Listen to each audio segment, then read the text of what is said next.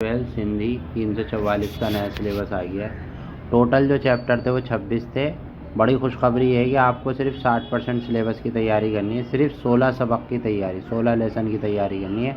10 lesson आपके कम हो गए। तो जो 16 लेसन हैं वो कौन कौन से हैं, पेंसिल से मार्क कर लीजिए अपनी बुक पे।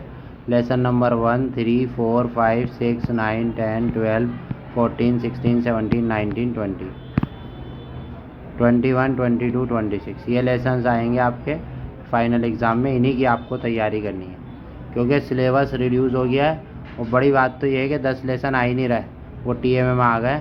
जो TMA में आ गए वो फाइनल एग्ज़ाम में नहीं आएंगे।